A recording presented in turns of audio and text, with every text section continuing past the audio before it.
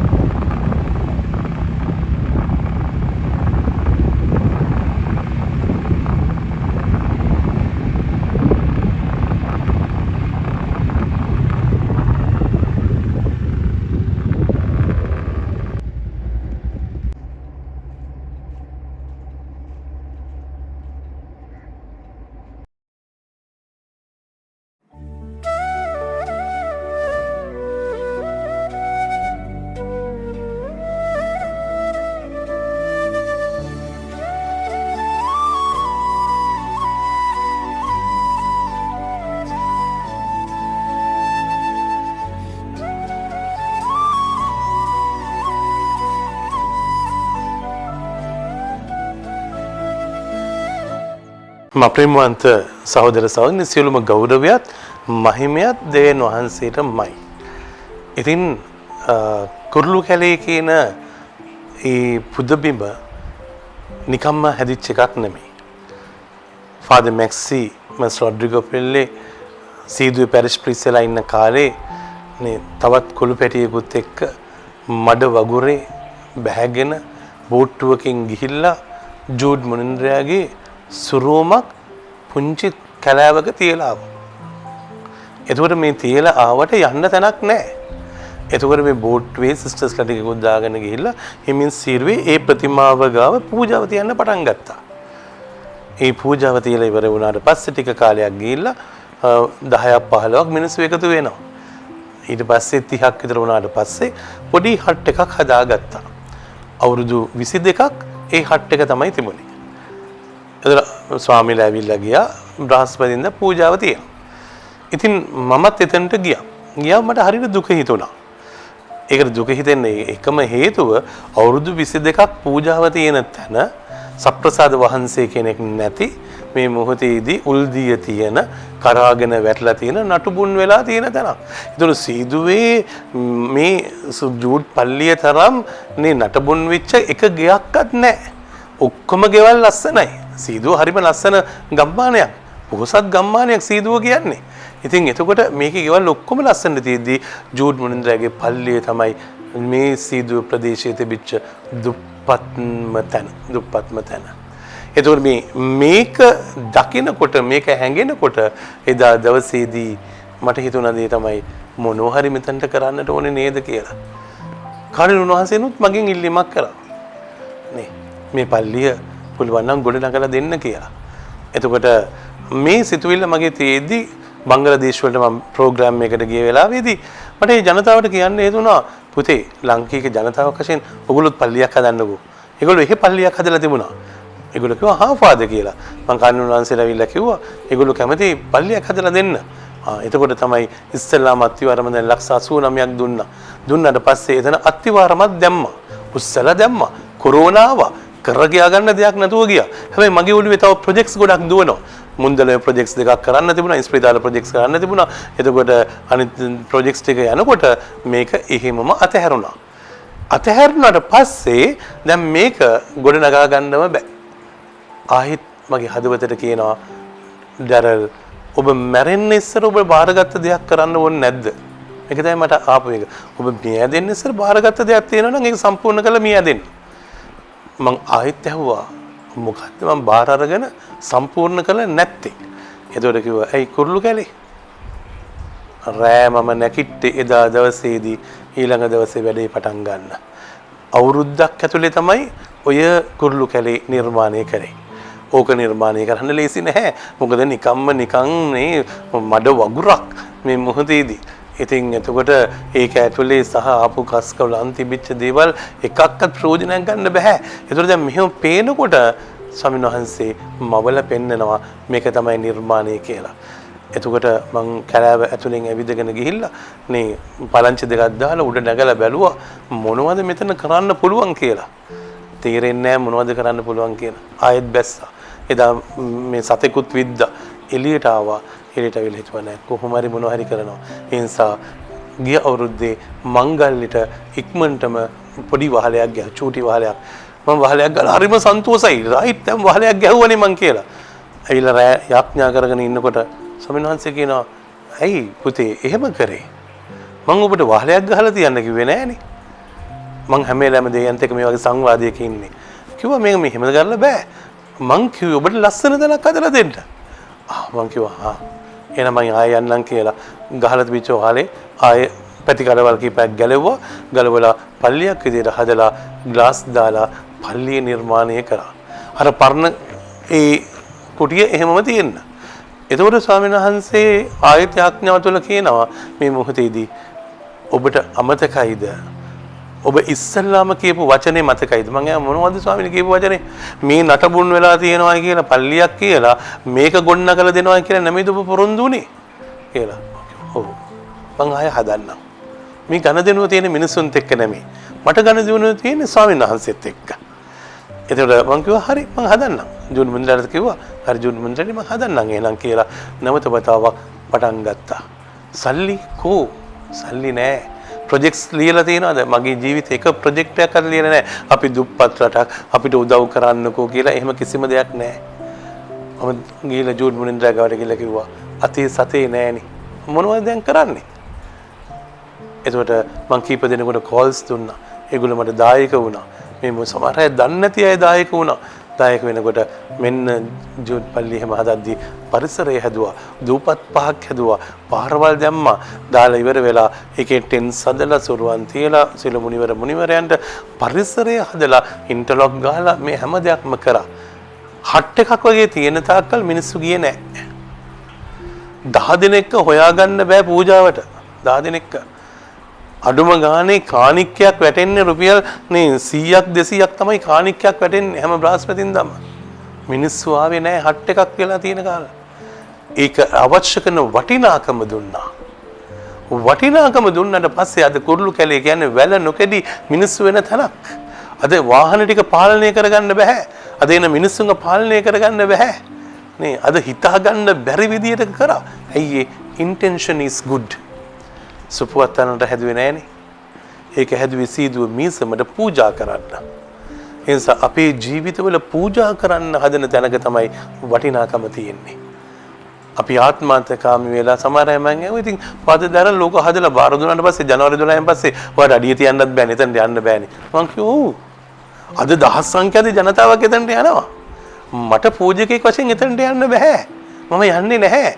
මම සීදුවේ පැරිෂ් ප්‍රීස්ට්. ඒ නිසා සීදුවේ පැරිෂ් ප්‍රීස්ට්ලා සුපුවත්තන්නේ හිටියට මං සීදුවේ එක ගෙදරකටවත් යන්නේ නැහැ. මොකද පැරිෂ් ප්‍රීස්ට් එයාගේ වැඩේ කරගෙන යන්න ඕනේ. ඒ නිසා කුරුළු කැලෙත් තියෙන සීදුවේ ඇතුලේ මං කුරුළු කැලේට යන්නේ නැහැ. ඇයි ඒක බාර දුන්නේ සීදුවේ පැරිෂ් එකට? ඒ නිසා ජීවිතේ පරිසරයේ ගොඩ නැගුවා. ගස් කොළන් ටික දැන් පැලවිලා එනවා. තව අවුරුදු 3ක් විතර යනකොට කුඹුක් ගස් ටික ලොකු වෙලා ඒක යටින් ගුහාව වගේ හැදිලා ලස්සනම සුදු භූමියක් එනවා. නිසා සීදුව කියන්නේ හරි වාසනාවන්ත භූමියක්. ලියනගේ මුල්ලපල්ලිය සීදුව පල්ලියට අයිති වෙලා තිබුණේ. ඒක අන්තෝනි මුන්ඩරගේ ශ්‍රයින් එකක් බවට පත් වෙලා මිනිස්සු එතනට වැළනොකඩි යනවා. සුපුවත් තරණ මිනිස්සු වැළනොකඩි උදේ ඉඳලා හැන්ද වෙනකන් එනවා. දැන් කුරුළු කැලේ මිනිස්සු වැළනොකඩි හැමදාම මිනිස්සු වෙනවා. සීදුව කියන්නේ දේන වහන්සේගේ සුද්ධ භූමියක්. සුද්ධ භූමියක්. ඉතින් මේ භූමිය ඇතුලේ මේ නිර්මාණය කරා ලස්සන්ට ඒ දේ සිදු වුණා. දේන වහන්සේ තුල කුළුණක් ඇදුවා. ඔබ දැකලා ඇති ලස්සන කුළුණක් එන්ට්‍රන්ස් එකේ. එතකොට මේ කුළුණ මම මේ ඇත්තටම Pinterest එකේ දැක්කා මේ වගේ නිර්මාණයක් කරන්න පුළුවන් කියලා. ඊට පස්සේ ඒක මට හිතුණා නෑ කරන්න ඕනේ කියලා මේව කළා මගේ මේසෙ තියලා තිබුණා. කාලේනරුන් වහන්සේ ආවා. එදා මේ දාම්පාසල් ගුරුවරුන්ගේ ප්‍රෝග්‍රෑම් එකට ඇවිල්ලා මගේ මේසෙ උඩ දැක්කා මේක තමයි මම ඉස්සරහින් කරන්න යන්නේ කියලා පෙන්නුවා. උන්වහන්සේ දැකලා ඊට පස්සේ මට කියනවා මේ දැරල් පොඩි වැඩක් කරන්න ඕනේ මේකට. මම ඇහුවා මොනවද කරන්න ඕනේ පියාණනි? මේ නිර්මාණේ ඔයා ඉහළින්ම කුරුසයක් ගන්නට ඕනේ. හැබැයි ජේසුවෙල් එන්න ඕනේ ඒක කිව්වා. මනුස්ස මට්ටම තුල මගේ නිර්මාණයක්. නේ දෙවියන් වහන්සේ ජේසු ශුද්ධාත්මය කියන නිර්මාණය තමයි උතන තියෙන්නේ. ශුද්ධ ත්‍රිත්වය කියන නිර්මාණය තමයි උතන තියෙන්නේ. ඒ නිසා උඩින්ම තියෙන්නේ අපෝස්වරයාගේ සංකේතයේ ගිනිදල්ල. ඊට පස්සේ රතු පාට කෑල්ල තමයි මේ මුදේ ජීවිත පරිත්‍යාගය. නේ ප්‍රාණ පරිත්‍යාගයකම. ශුද්ධ ත්‍රිත්වයක බැඳීමක් තුළ. දැන් මේ ඔක්කොම අන්තිමට මුනිවරයා බිම තියලා තියෙනවා පල්ලැහැ. එනම් සංකල්පයක් මේක හැදුවේ. හැබැයි බිසුණු වහන්සේ කාණුන් වහන්සේ කෙනෙකුට කුරුසේ දාන්න කියලා මම එයාලම කිව්වා. දාන්න. කුරුසේ දැම්මා. obedience ඒක තමයි වැදගත් වෙන්නේ. මගේ පූජාත්‍රය තුල මම දන්න එකම දේ obedience. කීකරුකම තරම් වෙන කිසිම දෙයක් වටින්නේ නැහැ. උන්වහන්සේ කිව්වා කුරුසේ දැම්මා. අද හයිවේ එකේ යන මිනිස්සු මම දැකලා තියෙනවා යඥා කරලා යනවා පිතා පුත්‍රයා දාලා යනවා. වැල නොකිඩි මිනිස්සු වෙනවා. ඇයි මම කොහෙන් දැක්කත් අන්තිමට ජේසුව තමයි පේන්නේ. ඒ නිසා මම විශ්වාස කරන දේ තමයි මේ කුරුළු කැලේ නිර්මාණය කරේ මිනිසුන්ට ෆොටෝ අරගෙන සෙල්ෆි ගහගෙන යන්න විතරක් නෙමෙයි ජීවිත වෙනස් වෙන්න.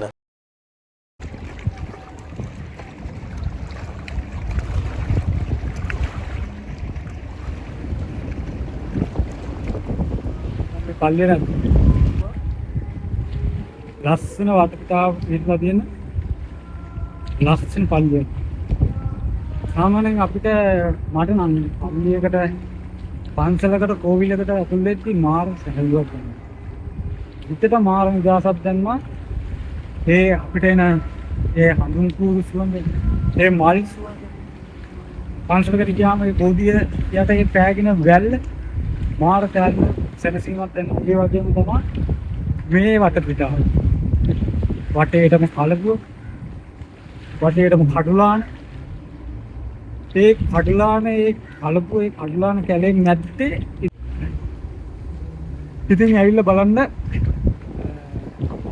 එතන මාර සැනසීමක් දෙනවා. මාර නිදහසක් දෙනවා. ඇත්තටම ආගමික ස්ථානයකට යද්දි මේ වගේ සැහැල්ලුවක් නිදහසක් අපිට දැනෙනවා. ඉන්දර පරිදි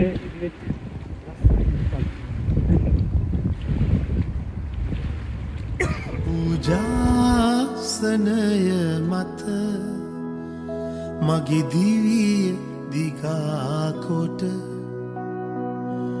පුදමි ඔබට ආදරේට දෙවි ජේසුනිම මගේ ජේසුනිම.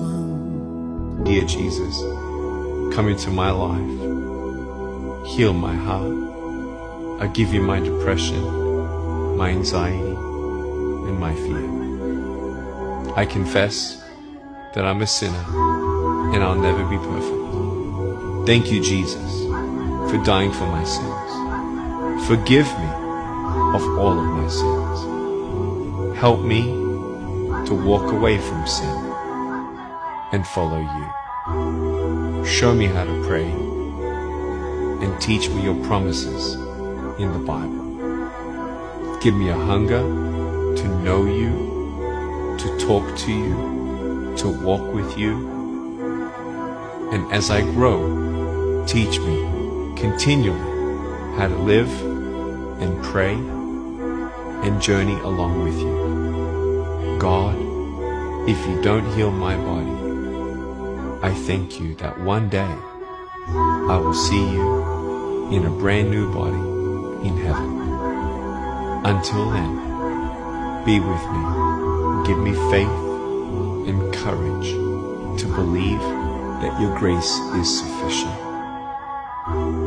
Thank you, God, that you'll never leave me. In Jesus' name.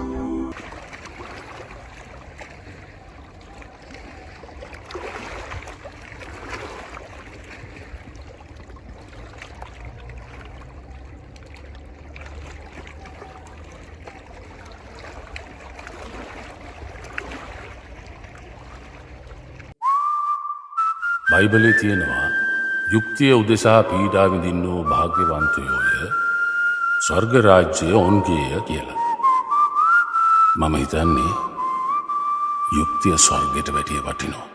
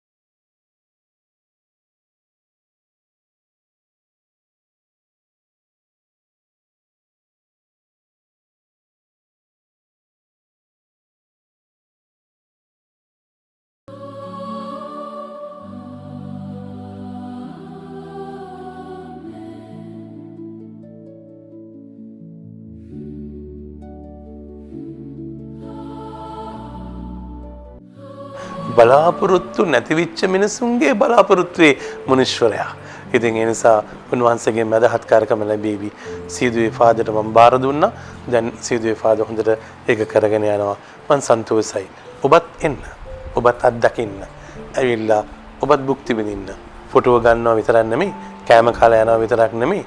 Jude මුනිශ්වරයාගේ මුනිතුමා තුළ තිබුණේ ජේසුව හඳුන්ලා දීම. ජේසුවයි හඳුන්ලා දුන්නේ. අපි මේ කොච්චර ෆොටෝ ගැහුවත් වැඩක් නැහැ. YouTubers-ලා ගොඩක් මේ වෙලාවේ එළියට ඇවිල්ලා ඉන්නවා.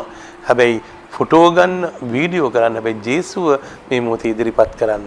මොකද ජේසුව තමයි මුනිශ්වරයා ගිහිල්ලා කතා කරේ. අපි අද මේ මොහොතේදී ෆොටෝ එක අරගෙන මතකේ තියාගන්නයි යන්නේ. ලස්සන භූමි මං හැදුවා. සුපුවත්තන්නත් ලස්සනයි. ඒ වගේම තේවත්ත ලස්සනයි. ඒ වගේම මුන්දලමට ගිහිල්ලා බැලුවොත් මුන්දලම ලස්සනයි. වටිනා තැන් ටික තමයි මං හදලා තියෙන්නේ. හැබැයි එකක්වත් හදලා තියෙන්නේ ෆොටෝ වලට විතරක් නෙමෙයි. රෙස් කරන්න විතරක් නෙමෙයි. භුක්ති විඳින්න ජේසුව ඒ උන්වහන්සේව ගැන ගිහිල්ලා කතා කරන්න, ජීවිත වෙනසක් ඇති කරගන්න, ආත්ම ගලව ගන්න.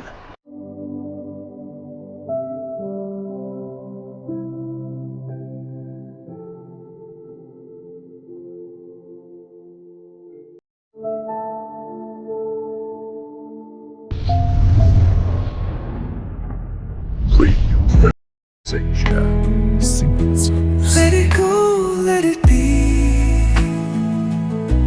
like a river rolling free. In the silence you will see the harmony of you and me.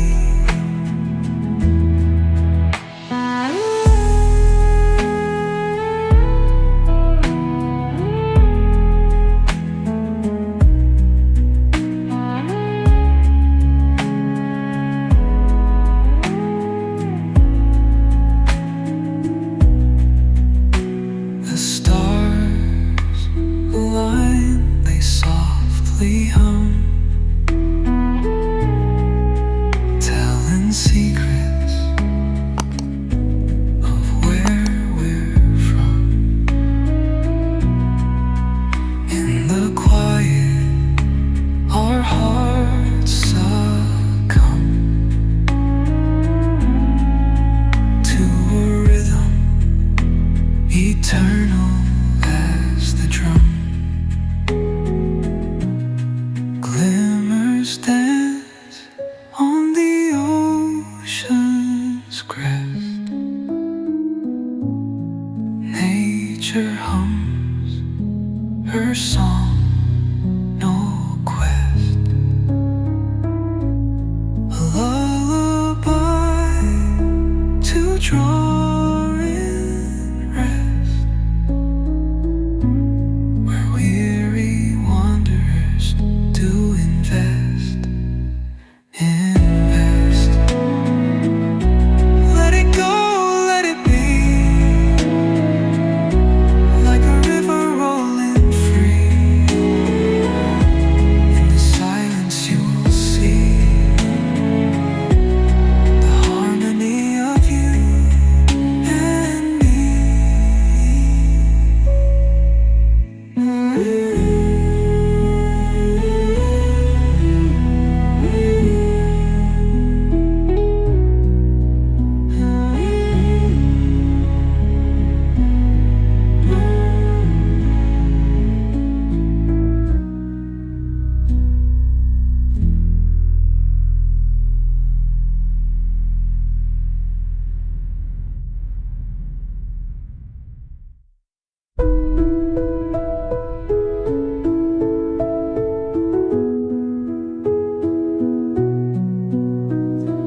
Through the stillness, the clouds drift high.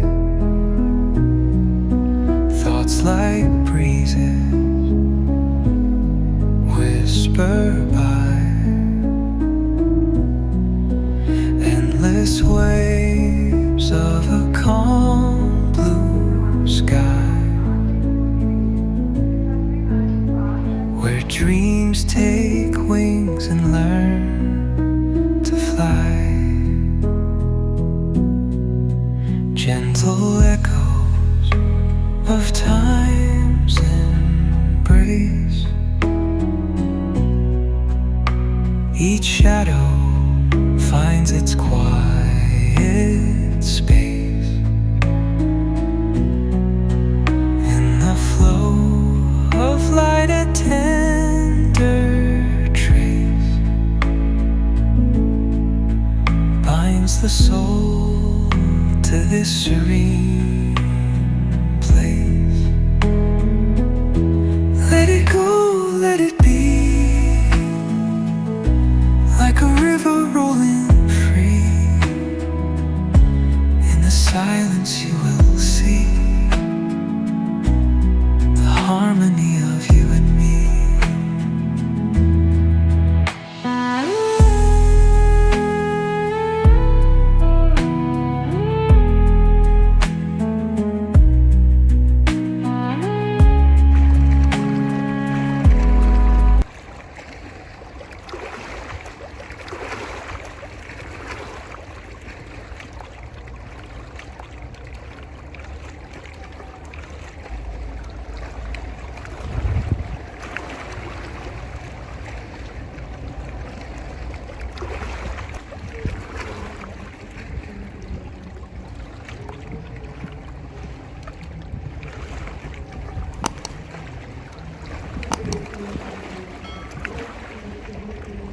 Rhythm, eternal as the drum.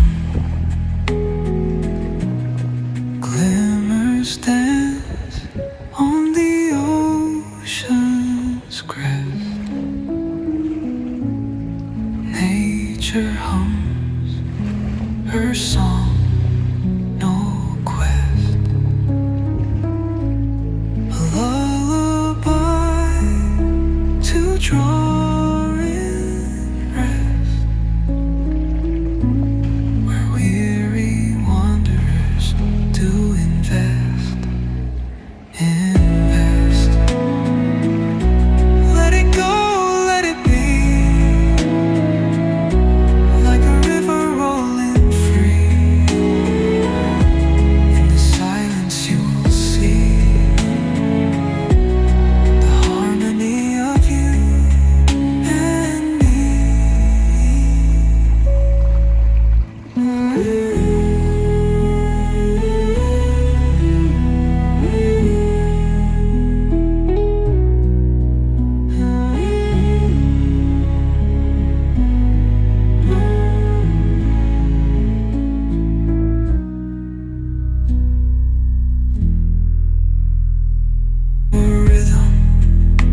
eternal as the drum,